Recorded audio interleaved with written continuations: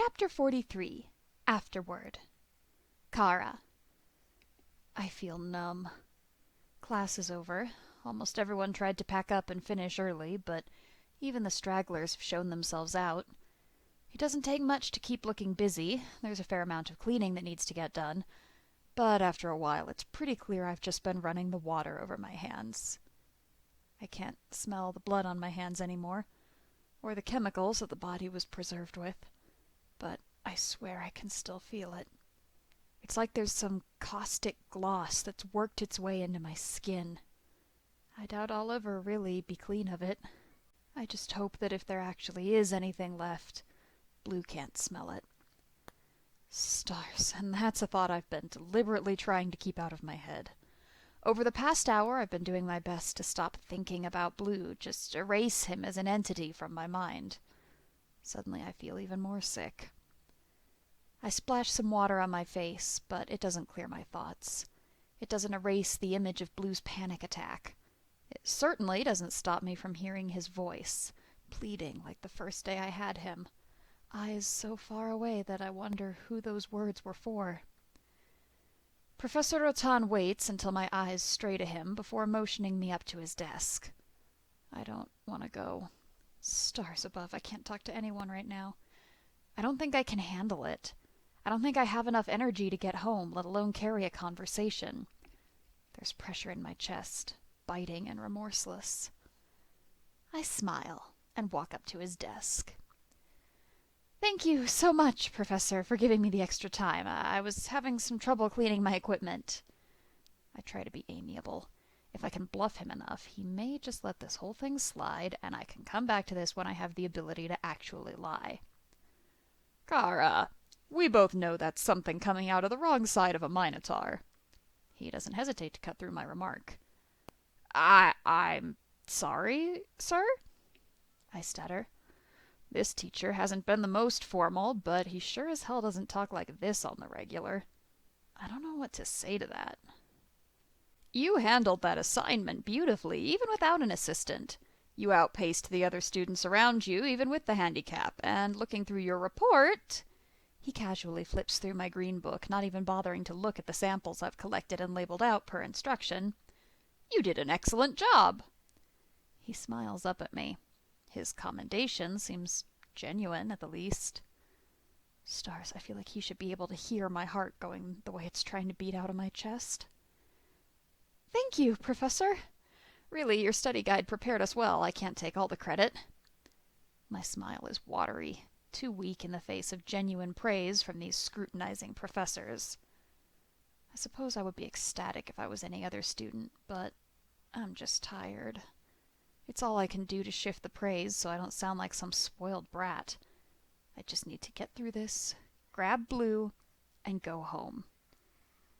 I do have one question. Professor Rotan smiles, looking through the green book properly now. I feel myself slouch now that his focus isn't solely on me.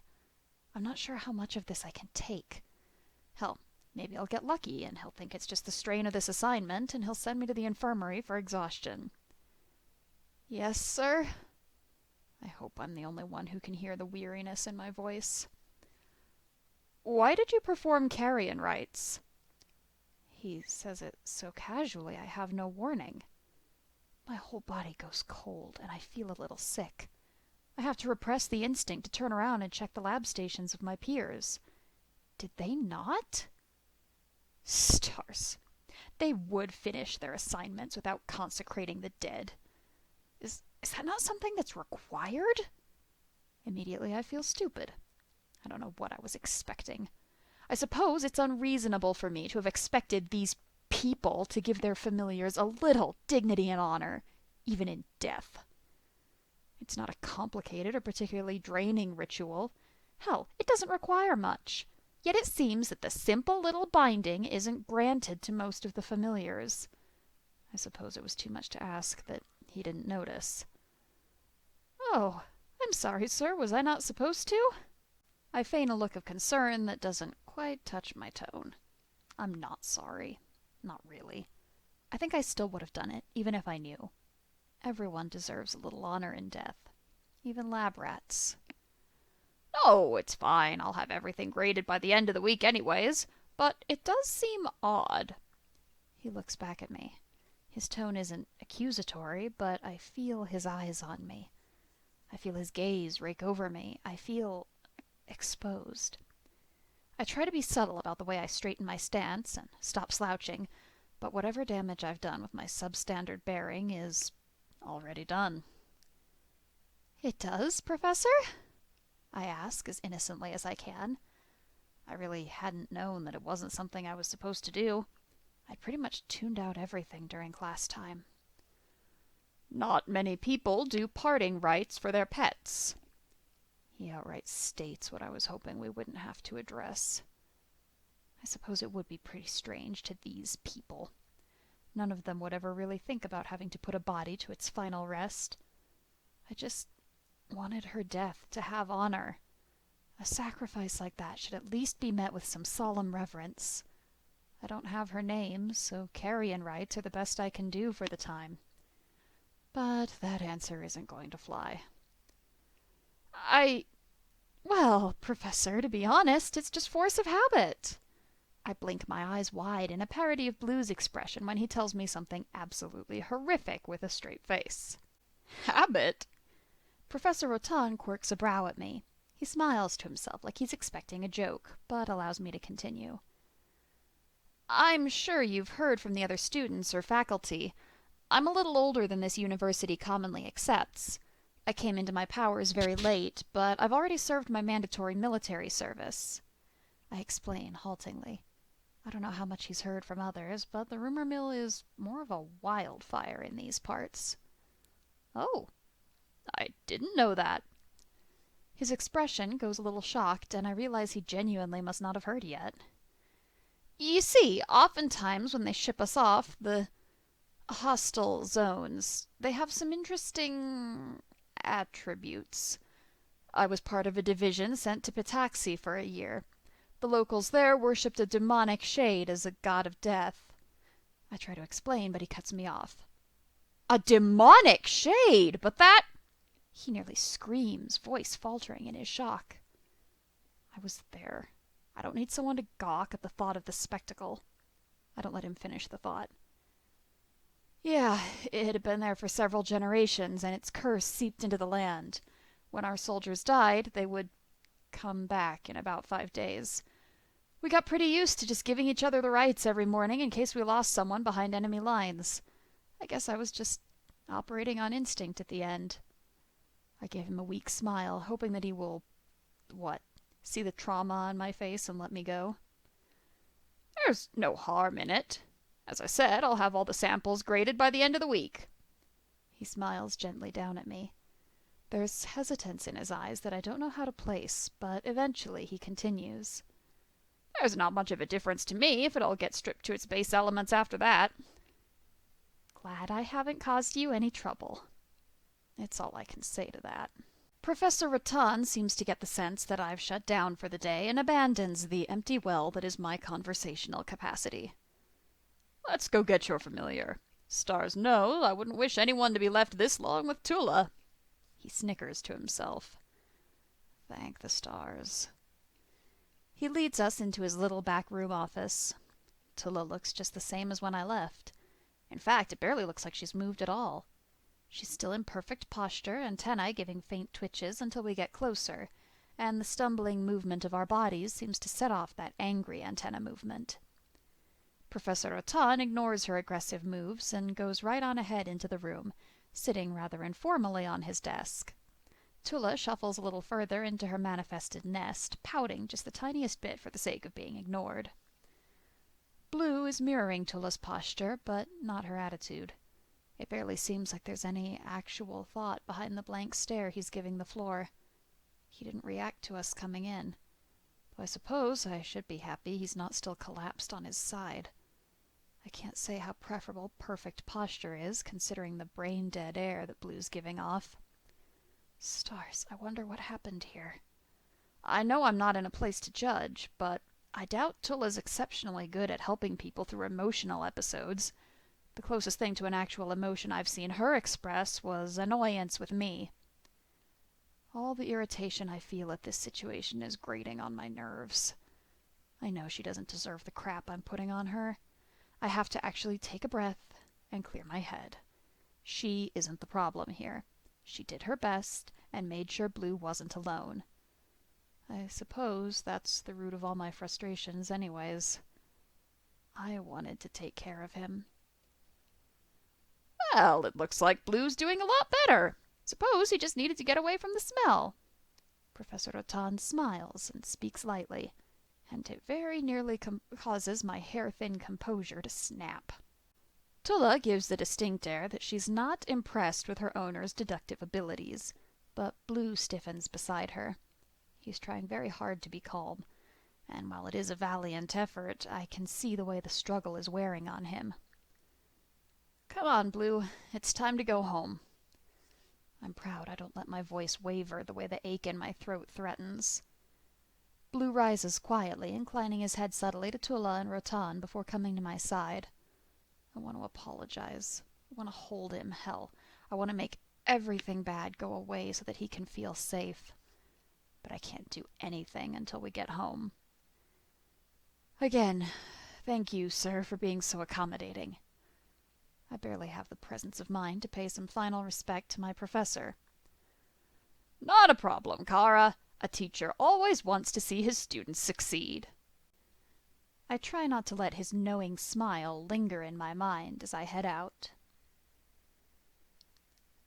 What do you think? Rattan speaks aloud. Both his smile and light tone from earlier are entirely gone. I think you're about as good at labeling your chemical compounds as you are making decisions. Tulla moves to stand and stretch. As commonplace as the standard stances are, they don't stay comfortable after the hour-and-a-half lab. She doesn't hesitate in moving outside of her little nest. Brendan had been brewing potions earlier in the day, so that means that none of the components got put back in the right places. You realize that in both cases, you are the one who takes care of these issues, right? He deadpans back at the bug currently going through his stuff without the least bit of shame. The thought had occurred, yes. She quirks a smile back at him before refiling the old bottles into a system that actually makes sense. My question stands. He shoots back. They're in over their heads. It was a public panic attack, not a stars-damned allergic reaction, as I'm sure you know. Tulla's intonation doesn't change, but Brendan's known her too long to ignore the other tells. And? He presses. Kara. He's not a bad guy. He knows when to back off. I think he cares. Tulla heaves an exasperated sigh. Really, how hard is it for this man to put the damn bottles back correctly? And not leave them next to the heated element to the point that the labels she'd made keep corroding. Still, we can't go around making mistakes. He gives a gentle reminder, more to himself than his familiar. Hell, he'd almost come out and told the boy the second he started drawing out the carrion right. But that wouldn't be fair. He has enough of a position that he can protect Tulla, but that can change. It always changes when people choose to trust the wrong folks. If it really was just habit. I don't believe it would be a mistake. He's got to be at least as soft as you, if you'd rather get his familiar somewhere safe rather than trying to make him work as a lab assistant even when he'd so obviously fail. Tulla dismantles his disastrous train of thought. So, we can trust him? Brendan can't help the way his voice almost shakes. I never said that. But at the very least you could introduce him to the idea that you don't expect him to be as hard on the kitty cat as the other professors. Tulla turns away from his collection, and for the first time in a long time, they smile at each other. Blue. I try to be quiet. Quiet and calm and good. I can be good. I can be small and out of the way, and none of that will make up for what I've done. I can't stop the way I cringe following after my master, hoping he doesn't see more of my failings. I didn't have too firm a grasp on time while my mind was reeling, But at some point I was brought back to reality with Tulla in a small room I'd never been in before. She briefly explained what happened. I had a bad reaction in class, and so my master left me in there with her. Stars, I'm furious with myself. I promised myself, I swore I'd do anything he wanted, that I could be whatever he needed. And here I am. The only correct thing I've been able to do today is to follow after his heels like some broken pet. Though I suppose that's all I am. All I've ever been. I've been deluding myself this entire time, dreaming of this life that I could never have, but want so desperately. I'm not suited for this, and there's no more definitive proof than today. I try desperately not to think of that face. I feel a chill setting into my bones that has nothing to do with the cold temperatures outside. There's a slight tremor in my hands, and I press them to my sides, trying desperately not to think. I just want to be good. I just don't want to get thrown away. We're at the house before I have much time to prepare myself. I don't know what Master is going to do to me. I've messed up. But more than that, it was in front of his teachers and peers. I've never been good at waiting for punishment, especially when I don't have a good idea of what's coming for me. I just hope that by the end, he still chooses to keep me. There's an immensely upsetting image in my head of Master allowing me to beg for such a boon, one where he indulges my request, but refuses to keep something so worthless by his side at school. When he acquires something new, something better, and properly trained, he'll be disgusted by what I was, disgusted at the fact that he ever saw me as worthy. Some broken part of me wants to laugh. He wouldn't even need to dump me on a street corner. All he'd need to do is leave at night and let the ferals get to me then. "Hey, Blue!" He speaks softly and just a bit slow. It sounds like he's tired. I wonder if there's anything I can do for him. "Yeah, you've already helped quite enough today, Blue." "Yes, Master?" I respond with as much enthusiasm as I can. I'm ready for whatever is broken between us to be fixed. "Are you, He reaches out his hand, but for some reason hesitates just short of touching me. I feel my ears quirk in confusion at the odd gesture. I know I shouldn't, but I lean into the touch before I can really think about it. His touch is warm and startlingly reassuring in a way I hadn't realized I needed. Whatever Master was hoping to accomplish, he doesn't seem bothered by my self-indulgence. "Yeah, Blue, how about we go upstairs and take a bath, and maybe a nap, yeah?" He smiles down at me. I would almost say he looks anxious, but when I nod along with him, the smile grows a bit more genuine, and I can't help but think I've imagined the whole thing. It takes me too long to realize that the bath he's drawing is for me. He takes care in setting up the bath, adding all sorts of colored salts to the mix before he gestures me close. He doesn't let me do anything, just pets his hand through my hair and tells me to sit and let him know if everything is okay. Everything is certainly not okay.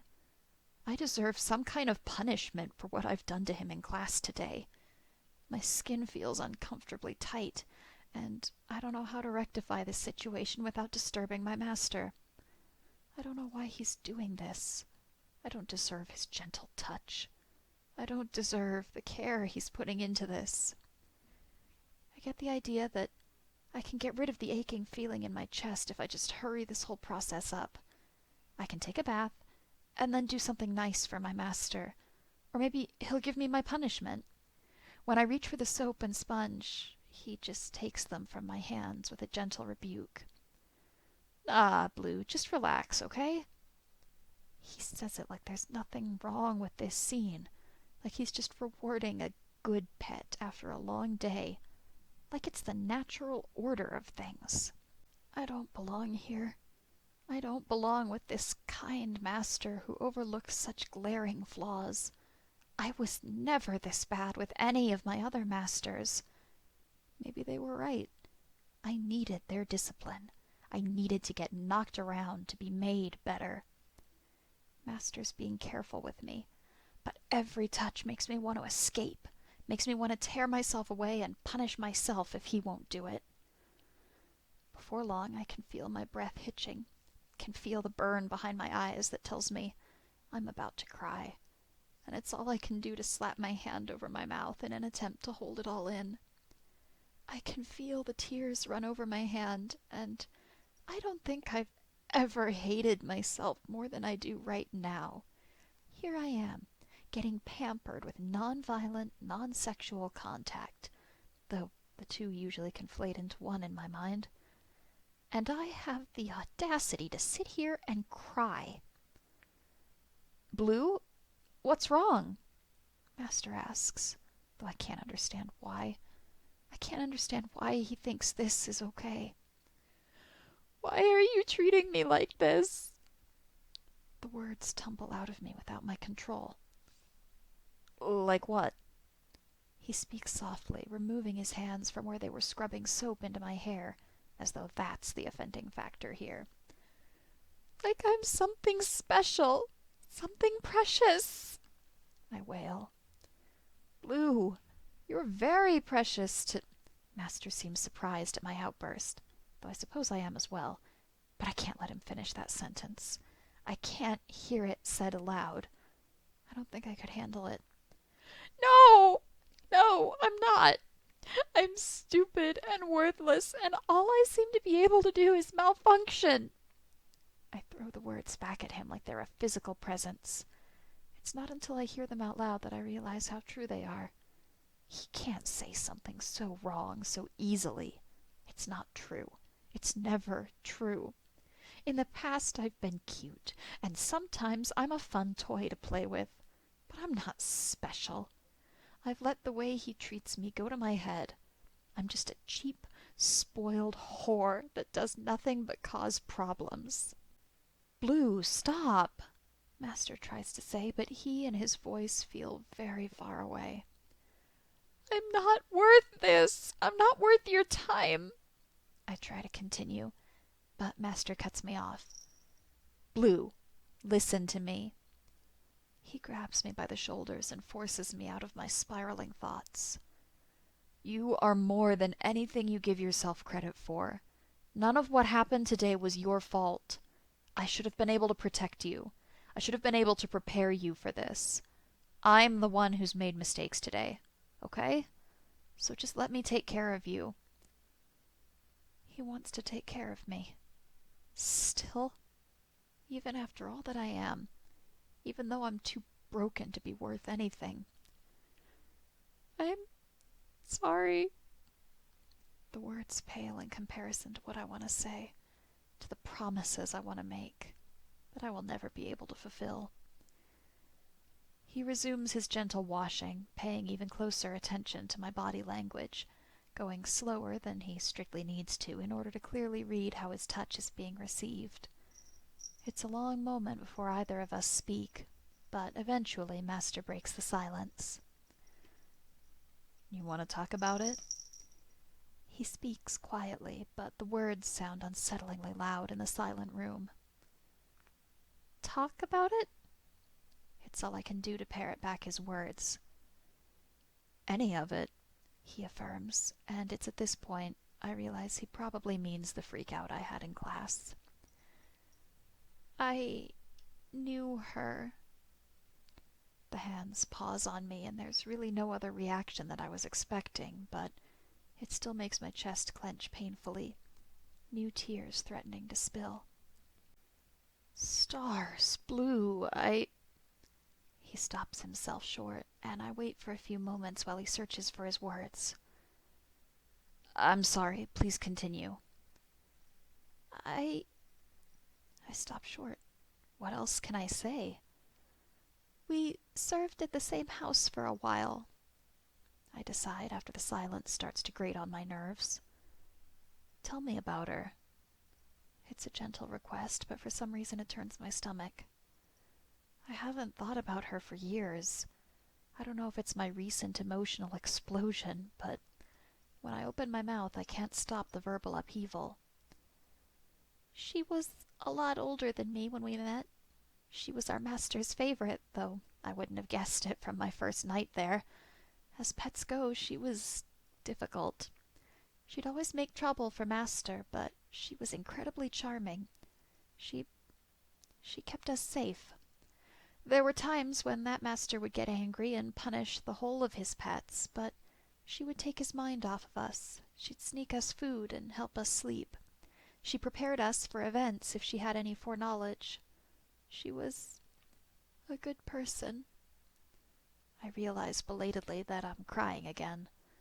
The little ripples in the standing water are oddly soothing. What was her name? Kara asks. The question takes me by surprise. I hadn't meant to ramble, but I didn't imagine that my story was so interesting that he'd want to hear more. We all called her Opal. She always had first dibs on the gem whenever the master would take us out, or we'd have to get dressed up for a party. I think her actual name was something like A-May. Nobody called her that but our master, I confess. I smile, even though the tears continue to roll down my cheeks. Stars, that name was so stupid it actually has me grinning like an idiot. She never did like the name that came with her paperwork. Sharing that, it's like a little piece of her is still here. Something that keeps her alive.